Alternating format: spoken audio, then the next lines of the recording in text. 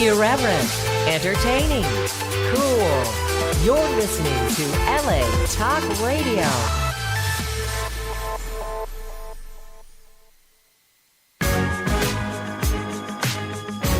You're listening to What Women Want with Judy Goss and Kristin West, only on LA Talk Radio. Hello, everyone, and thank you for tuning in once again to What Women Want Talk Radio. And I'm here with Kristin West, my co-host. And our show tonight is It's Complicated. And before we start, I just want to put in my love and prayers and energy for the tragedy that happened in Sutherland Springs, Texas. It's just unspeakable. There's not really anything I could say really to make anyone feel better. And I know Kristin is, my co-host is from near that area, close by. And Kristin, we just want to send our love and energy, to your family and relatives and everyone down there too. Okay, so our show tonight is It's Complicated, all right, with our conversation that feeds your mind and energizes your spirit. And that is so true. We talk about things you need to know about and things you may not necessarily want to talk about as well. So guess what? We will. Like the complications of relationships. I had a good laugh, I remember, when Facebook added It's Complicated to the relationship status link, because I think every relationship, quite honestly, is complicated. We're such intricate human beings, right? So without being too esoteric this evening, we're going to dissect relationships and how we can build them with perhaps maybe less complications, right, Kristin? Hopefully. I'm really excited to talk to both May and Dr. Colleen about this because they're both experts, and I think they can give us some valuable tools to make things less complicated and more enjoyable. Yeah, for sure. And to me, my perspective of relationships, automatically I think about love relationships.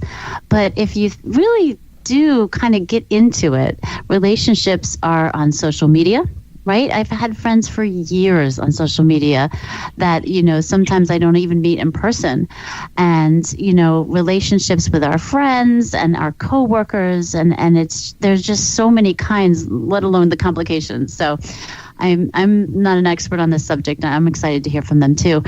And I am full of a love relationship with our listeners.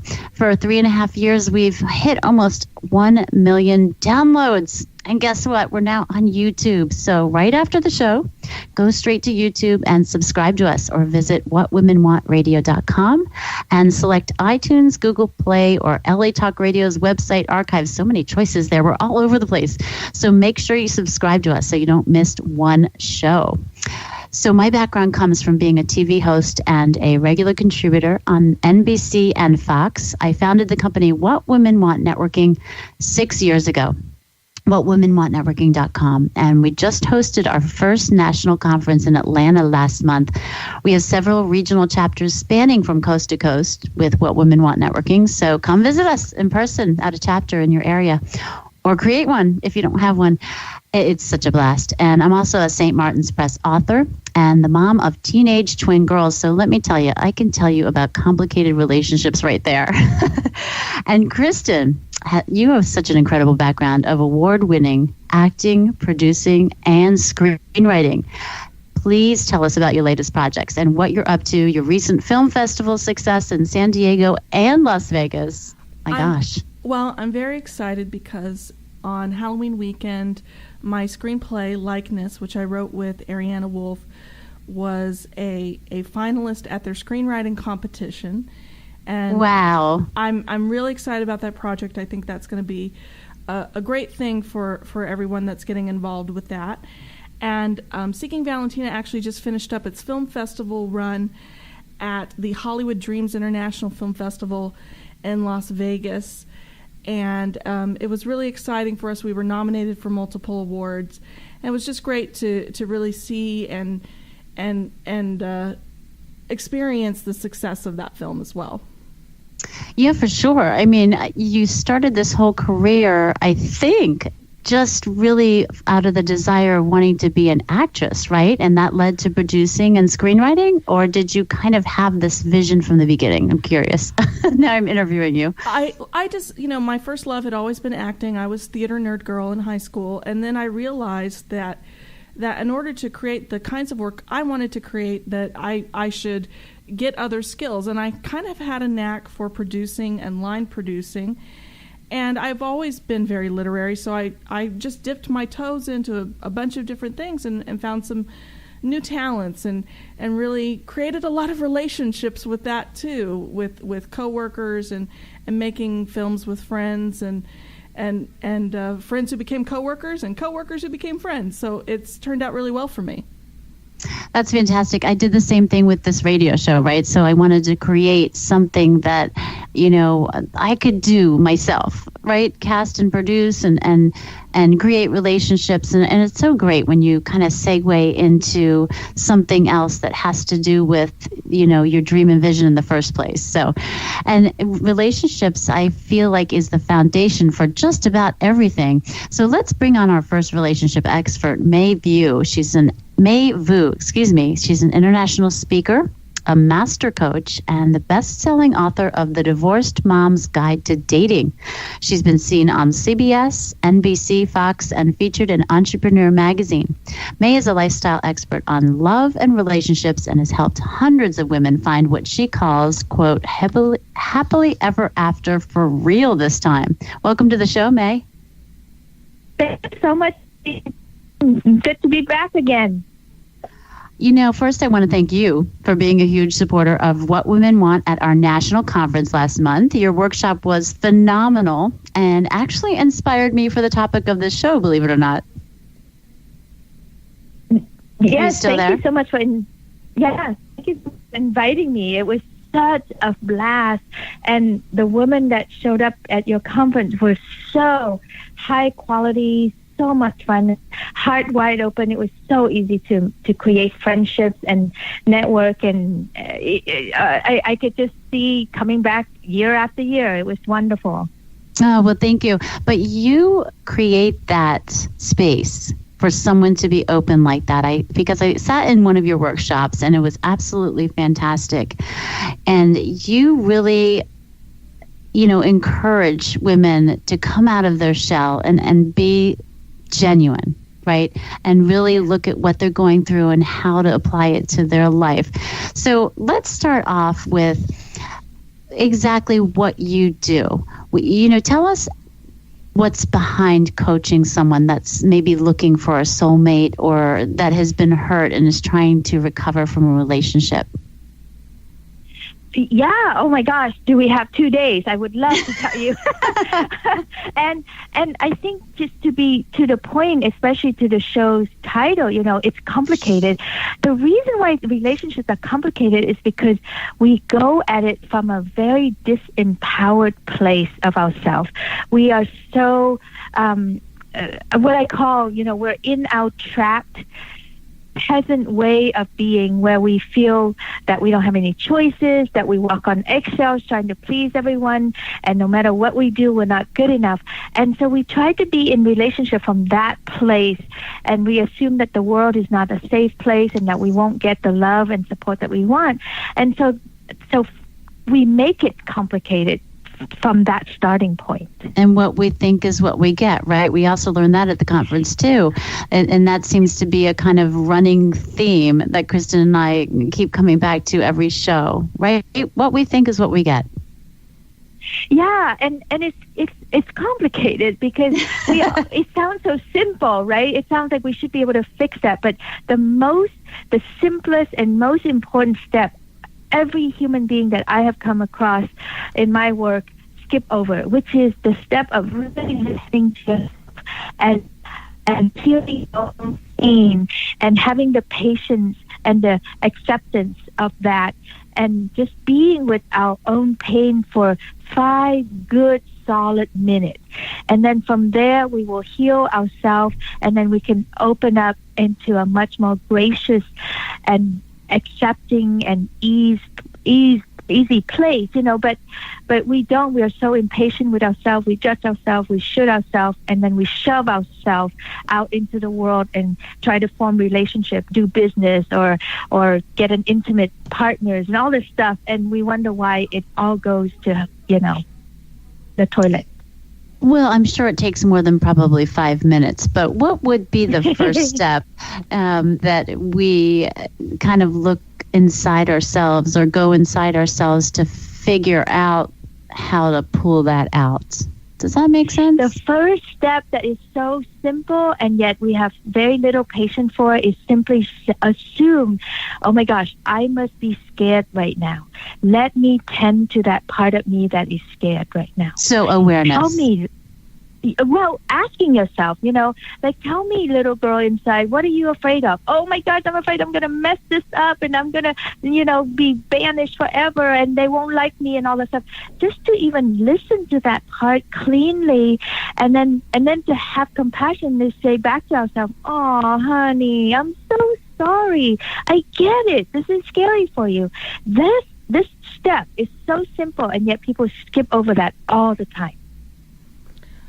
It's true. Go ahead, Kristin. I know you have some thoughts on this. Well, we have voices in our head. Sometimes we have a parent. Sometimes we have a strong critic. Sometimes we have a teacher from the past that haunts us in our head. And our inner child can be, all sorts of coping mechanisms gone awry because of that. I wanted to ask you, when you are in this peasant mode that you talked about, are there any catchphrases that you might find yourself using over and over again when you talk about yourself or your work or even talking about others? Yes, there's a very clear set of tape. If you find yourself going, oh, I shouldn't have done that. Oh, did I do good enough? Oh my gosh, no, maybe we shouldn't have. So if it starts with should or must or have or work, any vocabulary that indicates hard work, you can know that your peasant is in charge. So some of us have that peasant on all day at our 9-to-5 job. Yeah. So May, it's 24/7, honey. It's not 9 to 5. If we were 9 to 5, we would still be very happy. So May, here's the thing: do I need to give myself a hug right now and say, "Peasant within, I embrace you. I am so sorry," or what do I need to do next to get over this little hill or big hill? Try it. See what happens. Really honestly give yourself a hug and just say, hi, honey. I see you. It's like, wow, you're scared, or wow, you're so brave right now. I see you. Just that simple acknowledgement, you will melt yourself. You will surrender and you will soften. And then your grace can come out, your beauty can come out, your vulnerability can come out, instead of shooting ourselves. And usually what we say to ourselves is, no, suck it up, let's go. We don't have time for that. Do more. What's wrong with you? That's usually what we say to ourselves. Yeah, or you're your best friend that's sick of hearing you talk about your relationships. I've had that happen before. Yeah. Come on, get over it. I don't want to hear about it anymore. Yeah. Let's talk about that relationship with ourselves, because that's really, you're saying where it starts and that we have to talk to ourselves like that. I can imagine the vat of negativity. Well, I've been through divorce. I've been through several breakups. I always dump them, but that's besides the fact. No, I'm just kidding. And you're kind of wallowing in that pool of messiness. I like to call it, from my girlfriend Kelly McNellis, who just came out with that Messy Brilliance book. That black hole. It's really tough to say to yourself, give yourself a hug and say, it's okay. What is that trigger or that, sense of self that we have to try to connect to get to the point where we can hug ourselves? It's real. You're right. It's super hard. And what I found is this trigger phrase helps so much. You don't have to think about this so much anymore. All you have to do, it's just like if you're with a little child, it could be yours, it could be someone else, but if that little child is hurt, the first thing we say is, oh, baby, what just happened? Let me see, right? Sympathy. We drop right. we drop right into that phrase, and everything changed right there. We don't just go, "What's wrong with you? Why did you do that?" Well, some people do, and that would call abuse and would be, bad parenting. We all know that right now, but that's what we do to ourselves. So if you're looking for a way to be kinder to yourself, just start with, "Oh, baby, what happened? Let me see." And immediately you will drop out of your judgment. You will drop into a kinder place with yourself. And you might even tear up because you can feel that compassion for yourself. And here's why this is so important about relationship, though, is that if you can't do this for yourself, we keep thinking that a man's going to do this for you. Everybody's looking for that man, that one that's going to do everything for everyone. But dude, even if he shows up in front of you and he tried to do that for you, but you can't do it for yourself, you will not be able to receive that. You will be like fighting him. You'll be like, "Oh, what's wrong with him? He's so soft and weak. I don't trust that." Or you would just throw it away because you don't think he's sincere. So we have to learn to be able to do this for ourselves so that we can cultivate the kind of love and support that we want to go through life with us for the long run. I think another beautiful thing that you're talking about here is we do not often enough acknowledge our vulnerability. We do have the ability to be really hurt by stupid actions that we do to ourselves, stupid actions we do to others, people doing stupid things to us. And I don't think we take that space to acknowledge that we're vulnerable, and acknowledging that little small child that needs attention and love, I think, is a brilliant way, May, to address that. I wanted to talk to you about something really interesting I learned about you on your website. I was reading about you, and you and I both grew up Catholic girls, and you also had pressure being the oldest daughter, and you had suppressed your inner fire, according to your website. And you actually had is it true your massage therapist asked you what you were going to do for your birthday? And what did you tell her? Because I thought this was the funniest thing, and I could totally see you doing it. The May I see now, and when I looked at the May of decades past, I couldn't believe it was you. Could you tell us about that episode in your life? Because I find it fascinating. Thank you for asking about that. That's such a that's like a life-changing moment for me. I literally was getting ready to turn 39, and I was getting a massage, and my therapist and we were just talking, and I had my face down, and she just casually said, "So what are you going to do for your birthday?" And I was just like half in and out, floaty, and then I said, "Oh, I'm going to put on a sex party." And I almost fell off the table, and she almost jumped off of, her hands just lifted off, and we both look at each other going, "Did I just say that out loud?" But honestly, it was my inner guidance that this voice come out once in a while, and she talks to me, and when she does, my life changed. So she came out and talked to me, and I just thought, "Oh my goodness, what are you talking about?" And I spun out on that table going, "I can't do that. I don't know what that is. I'm a good Catholic girl, and I'm a mom, and I'm a CEO of my company at that time, and I train coaches worldwide. I can't put on a sex party." And my voice inside came back and said, "Here's the deal. Are you going to set us free, or are you going to kill us off in this lifetime?" And tears came spouting out of my eyes, and I just thought, "Oh my gosh, I can't lie to myself." This sounds like a transformative sex party. Go ahead. Go ahead, May. No. Say that again? I said this sounds like a transformative sex party.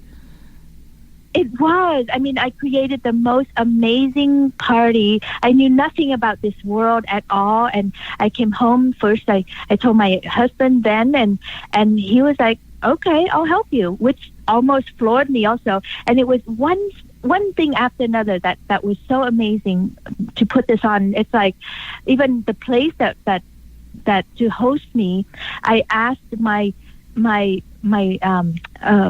doula, but my midwife, I said, "You barely know me, but we know each other enough now. Can I ask you this? Suddenly I'm coming out and I'm guided to put on a sex party, and I need a place, and you have a great home. Is it okay if I have it at your house, and would you and your husband like to join us for our sex party? Oh my God. I thought I was going to be banished and cast and hung or burned at the stake or something, but her husband and her looked at me and they said, we are so honored that you would feel free to ask about that, and we support you, and you can have a house. We're too old for that, but here's the key, and let's agree on how and when you're going to get the house and when you're going to return it to us, and have a good time, and blessings. I was just blown away by that.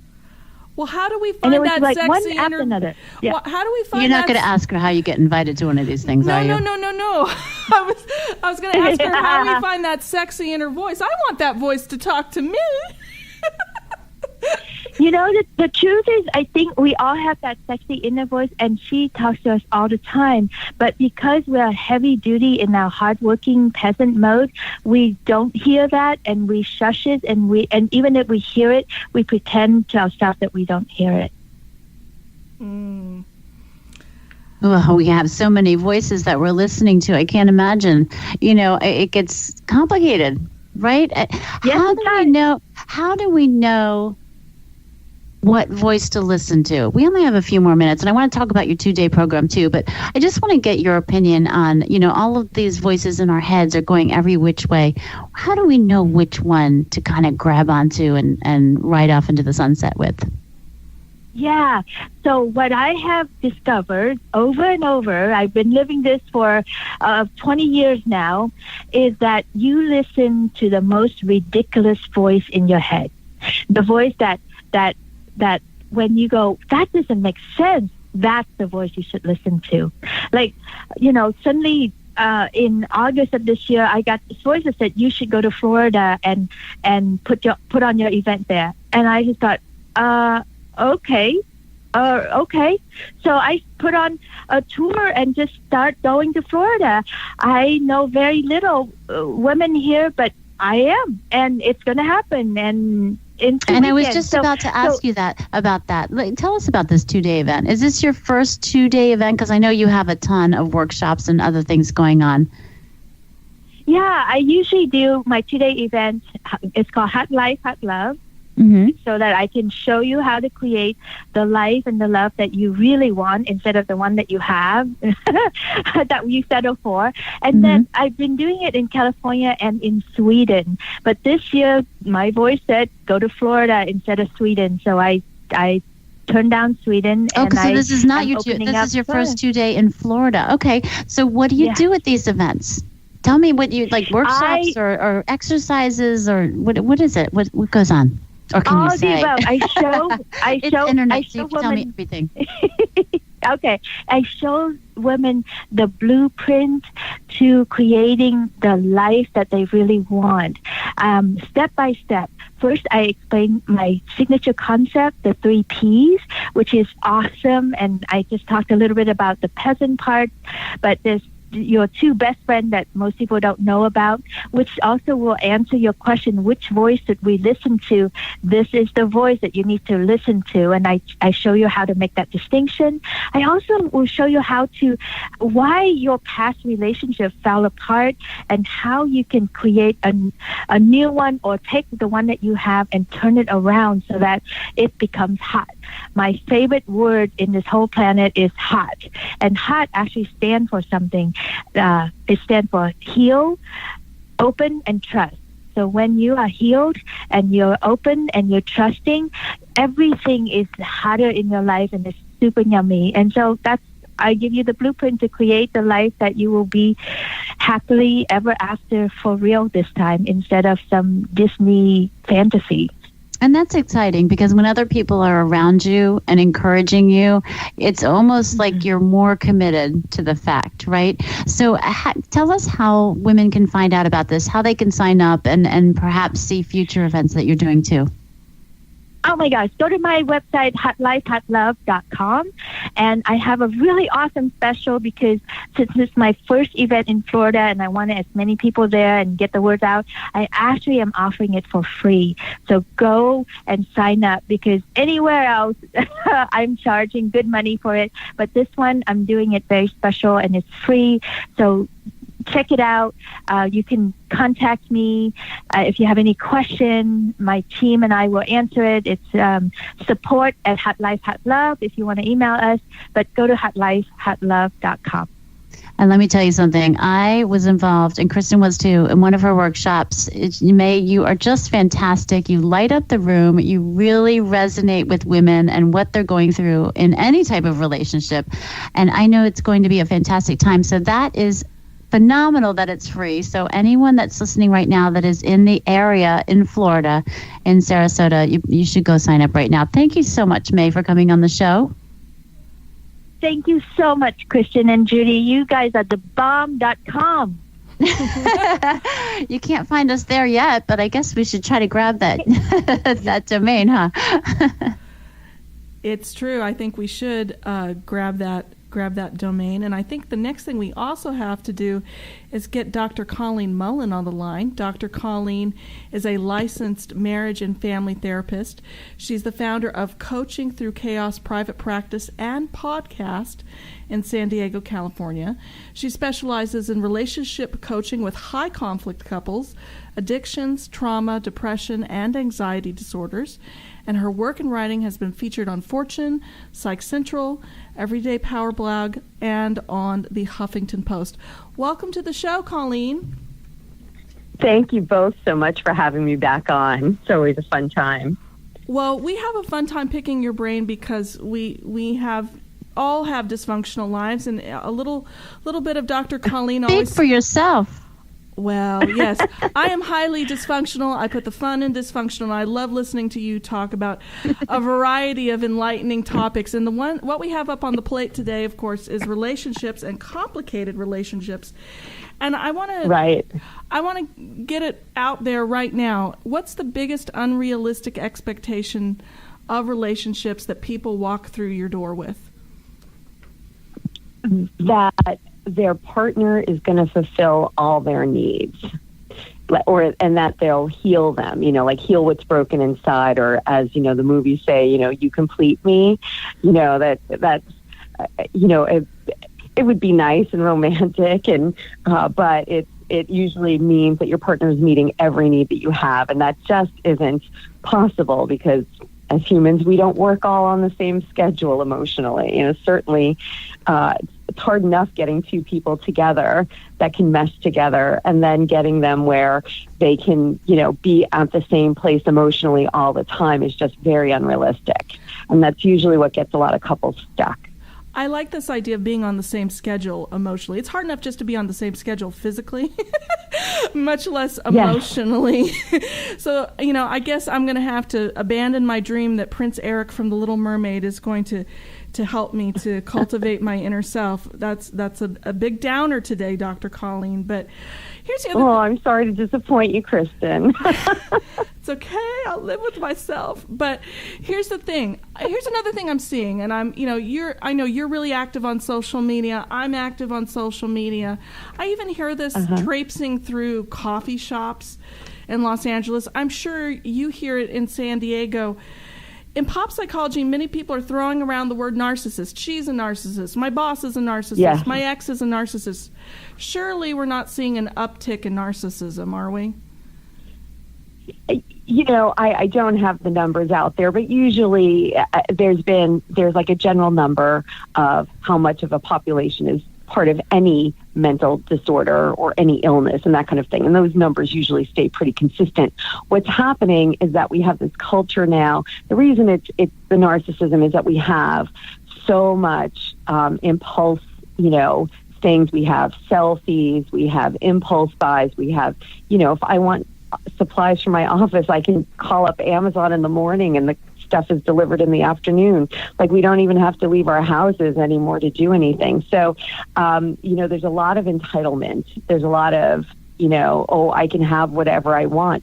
There's, on social media. Geez, that's the topic of our show next week. So Oh, funny you're really? talking about Well, that. then- Yeah, totally. Then I'll let you guys deal with that then. But there's Thanks. just this culture of just gimme, gimme, gimme, and I deserve everything. And we have a lot of things in our current culture, at least in the United States, that reinforce that for us. I never would have thought of it that way, but I think you nailed the nail on the head right there, because we have this idea of my needs, what I need, and getting, and I think self-care is important, but there's a line also where self-care becomes self-indulgence, and we have to be mindful of where that line is. And I think as couples go after the sort of the rush of love, and even the rush of a new job, once things become mundane and there's work at it, people become really disillusioned, and you see that. I was reading a study where it used to be the 7-year itch that newly married couples would start not feeling those warm embers after 7 years. Now they say it's 3 years. Is there a way we can keep that itch at bay? Is there like preventative maintenance for that? I would believe that it's getting shorter because, again, our attention spans are shorter, and there's too much access where there's just a lot of access to lots of other people. Like Facebook is cited in 80% of divorces. Is some stat that I heard recently. Are you kidding me? It's not the cause of it, but like, so-and-so came out of the woodwork from high school and started messaging somebody's wife, and, stuff like that happens all the time. Or, you get random people making, quote-unquote friends online that turn into romantic ideas. And so, it's a problem. And I don't want to lose my train of thought, but the span, right. So the thing is, with what I do with these high conflict couples, so with there is research out there that says that no matter how long you've been together, like even if it's been like 20 years, couples wait like 7 years before seeking help for a problem. So we now have a lot of people who are not even getting that far, obviously. Although the divorce rate is, I think, leveling off or even going down. I'm sorry to interrupt you. So you have an issue with your spouse or your boyfriend or whatever it is, girlfriend, and they wait 7 years to get help? Yes. Once the problem initially shows itself, they wait. When they stay together unhappily, because there's research on that, they usually wait 7 years, and then what happens is, okay, so then the biggest resentment. That's what happens. That's right. They have resentment, and then they come into an office like mine, and they sit on the couch, and they say, well, you better fix us in like 3 sessions. And it's like, well, that's not going to happen. So, this didn't just show up today. So, there's an unrealistic expectation sometime of what the therapy can do for couples. And certainly it can work wonders, but it is a process. And usually getting the couple to accept that, this was around for a long time, and it's only now that someone is really at their breaking point, or the resentment is so built up they're not close anymore, that they come for help as a last-ditch effort. And so, and that's why there are, the research on relationship counseling isn't all that positive, but it can help when you come in for the, at the right time. And let me ask you something, because you call yourself you help high conflict couples. What is high conflict? Right. Is that 2 fights a week? Is that 2 fights an hour? What is that? It's so funny. I was looking at her website too, and I clocked that phrase. I was like, high conflict. Right. Oh boy. Is that intensity also? I mean, how do I know if I'm in a high conflict relationship? Well, I say that because I want the couples that are having the arguments that they keep having the same argument and they keep yelling and screaming the same things at each other. I want them to know that this is a place where, like, I have special training to help them. I can help the couples that also don't talk to each other and sit on the couch and stare across at the TV every night. I can help those couples as well. But the ones, high conflict is primarily the couples who like escalate and have the one who needs to leave the room and slam the door and the other one standing there yelling and screaming, "You better talk to me now." Short of, we don't deal with domestic violence, if any of that's going on, we get that out of the way. But when we're talking about just like yelling and screaming and lots of emotions, there are certain techniques that you can use and strategies that you can teach couples to help them start self-monitoring their own bodies when they get escalated and things like that. But there's a lot of therapists out there, to be honest with you, a lot of relationship therapists don't like working with couples. They like working with individuals with their relationships. So I like the whole dynamic. I like both people in the room. There's a lot of healing that can be done by watching one person, dump their stuff in a therapy room and then, kind of help their partner understand what their process is. So I put that out there so that those couples know that they're welcome in my office. Well, that's nice of you, Colleen. I think a lot of people really sometimes, first of all, when you're in a situation, especially there's a social aspect to marriage and any sort of formalized relationship, that you are in the public as well, among your, even if it's a peer group, your married friends are concerned about the viability of your relationship too. And there can be a situation where you don't necessarily want to talk to your friends about your marriage problems, nor should you necessarily. And you don't know, and you may not feel comfortable asking your pastor where to go for marriage counseling, or you may not feel comfortable and some faith-based people also, some churches offer that, and they may not be comfortable talking about some of the more sinful things they may think they're doing or that their partner thinks they're doing. And there's a level of privacy, I think, that you offer there. I want to ask you, though, here's the thing about relationships. At what point does a relationship get too complicated to be viable? When should we really be calling it quits? That's really an independent judgment to make.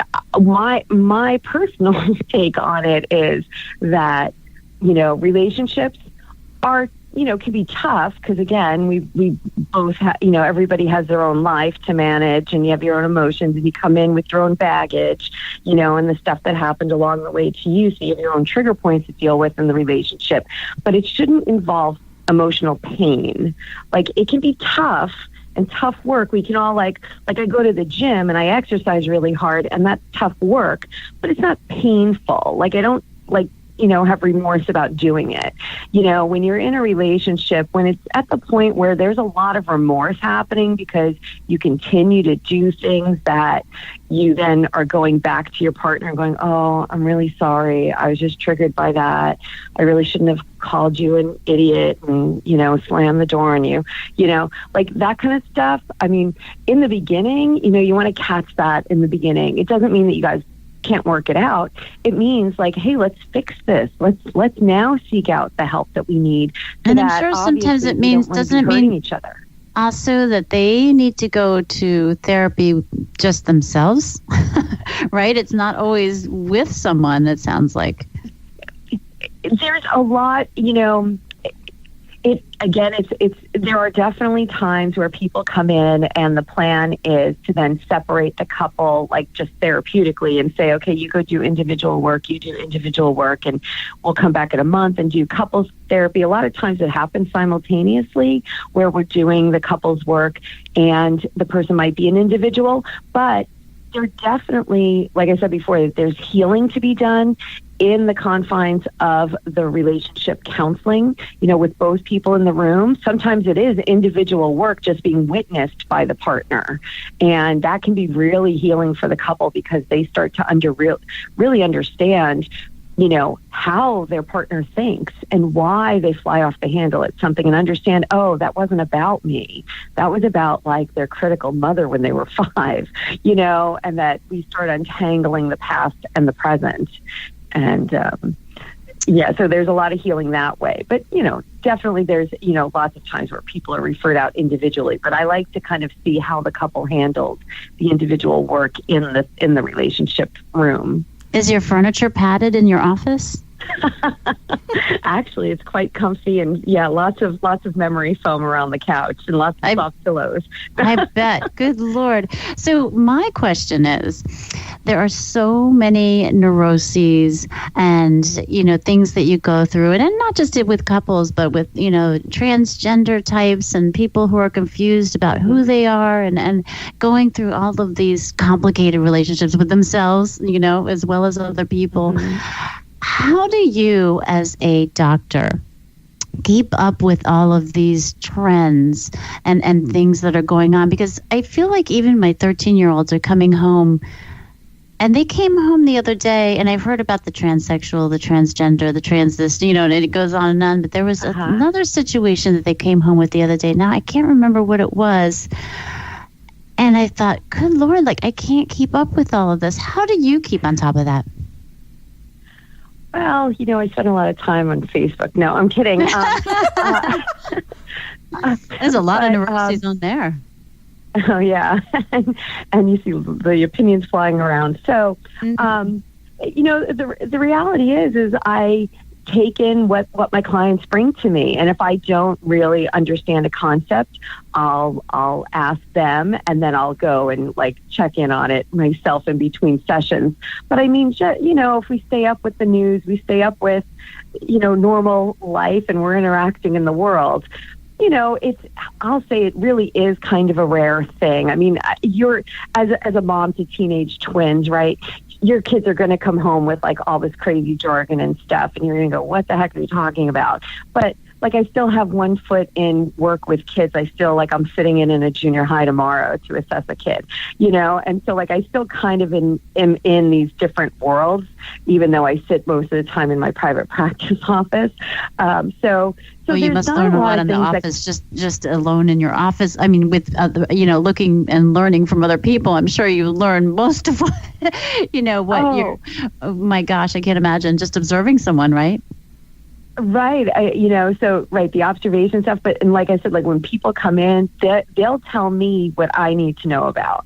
and if I don't know about it, I will ask. And occasionally it's things like cultural differences, right? So if I have someone with a family, there's a family issue. So maybe they were born in this country, but the parents are immigrants, and they're having a cultural clash at home because they're trying to hold on to some traditions, but not others.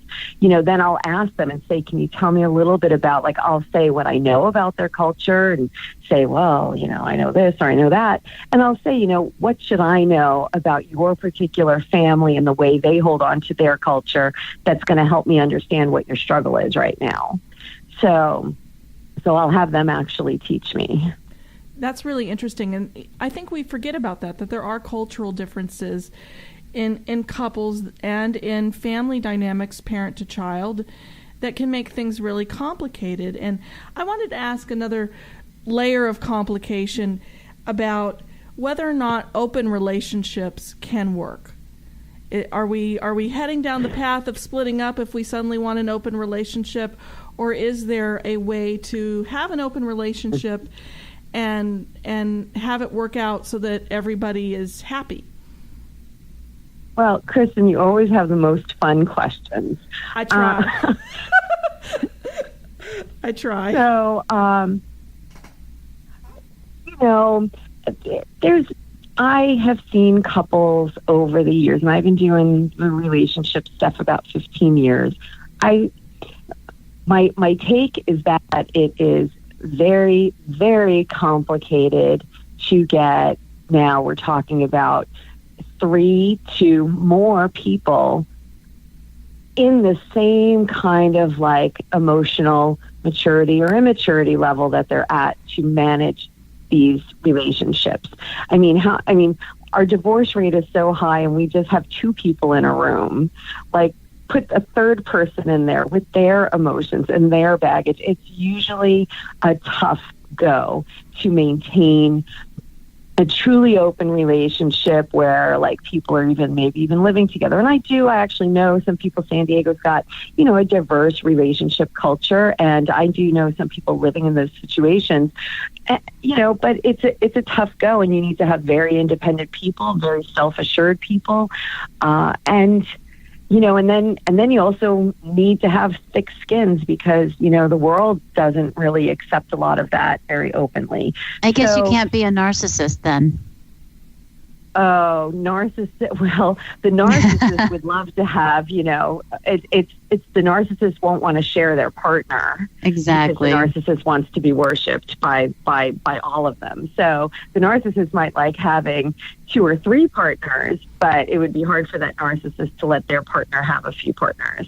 So you're saying it could work. It could work in the right situation with the right personalities combination. Of course, because anybody can. I truly believe that any people can make any relationship work if they want to. Kristin, you're giving me some ideas. Between the sex party and the open, the sex party with Mai, and we could see what she's going with all this stuff, So we have to talk about the spicy stuff. It all depends on what people are okay with and how they process their own emotions, because I don't know about you, but I'm out there dating, and the insecurities are quick to show up when you perceive yourself as getting rejected, or you're not sure if somebody's really into you, and those kind of things. Like, I might be very confident and all that stuff, but like they still come up, so then, I know for me, I'm not sharing anybody. So, you too can try out what you want. My husband is always like, I tease him, oh yeah, maybe you met another girl, and he just looks at me and goes, I can't handle more than one. So, that I'm good there. Is dating different? Right, and I'll tell you, even just on the one-off time when couples think, oh, let's bring somebody else in just for a night. I've had several couples over the years that those things have gone notoriously wrong because somebody has emotions they didn't expect to have, or somebody crosses a boundary later on. So they're just not usually emotionally safe situations. Well, on that note, what I want to ask you next is dating different for you because you're a therapist? Do your potential partners get intimidated by you being a therapist? Do you not tell them? Do you analyze them? It must be so cool because she can suss someone up right away as they walk through the door. Ooh, he's too insecure. He's a narcissist. Oh my gosh, stay away.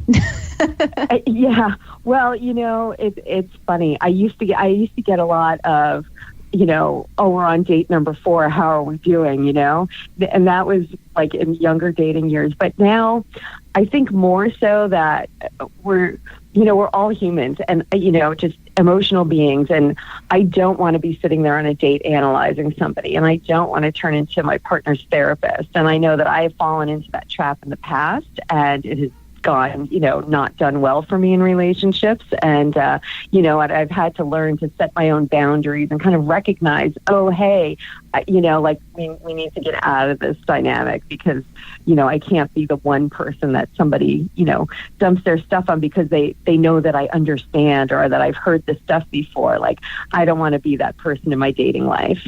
So I want just what most people want is a nice, happy, healthy partnership, and where there's give and take and not an over reliance on one person's emotional, abilities. So, and Kristin, do you guys get intimidated? I think so sometimes. And they always want to go, oh, you're going to analyze this, you're going to analyze that. And I try and tell them, like, no, really, I work enough. I don't want to. If I have to think too much about this, it's probably not going to last. Right, you want to check your work at the door when you come home, right? I mean, exactly. then it's not the right guy for you. That's right, and that's usually the sign, yeah. Well, if there are any mentally stable, upstanding guys in San Diego, we have the Bachelorette of the Year here on the line. So contact us if you want to date with Dr. Colleen, and we will make your hopes and dreams come true. Well, thanks a lot for that, Kristin. You're yeah, welcome. I mean, I would assume you'd attract the more self-assured, less insecure gentlemen if they know what you do. Well, thank you so much for all of your insight tonight on relationships and dating and narcissism and everything that was spoken about. You're always such a pleasure to have on the show. Where can people go to find out more about you? I think it's coachingthroughchaos.com. Is that right? Yes, that's my main website. And then, as Kristin mentioned, I am all over my social media, primarily my Facebook page at facebook.com/Dr. Colleen Mullen. And I do a live video every Tuesday afternoon at 3:30 Pacific time, usually try and give a helpful tip out. And, love to see people there. And I'm also on Twitter at Dr. Colleen Mullen. And if you tag her, be careful what you say. Thank you. Yes, what did you want to say? We have And about there's also 30 the seconds. podcast. There's the podcast on iTunes. Of I was Coaching Through wondering Chaos if on you were going to iTunes. mention that. It looks like you just started the podcast, right? Well, no, just we're started? 50 episodes in. We're Are you 50 episodes? in. Wow. Oh, my gosh. Oh, I've okay, been doing I it didn't a see couple that. of years, and then I have a movie show, Shrink to Shrink, on iTunes also, and that's a monthly show. We've got 2 years in on that with another Look at therapist you. and psychobabble about one of the movies. Yeah, every month.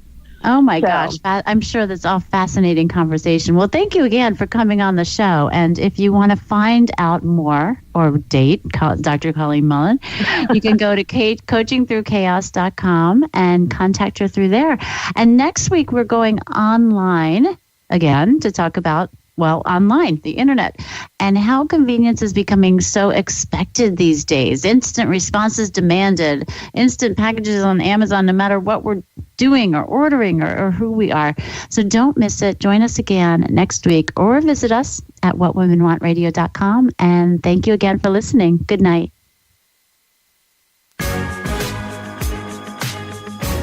You're listening to What Women Want with Judy Goss and Kristin West, only on LA Talk Radio.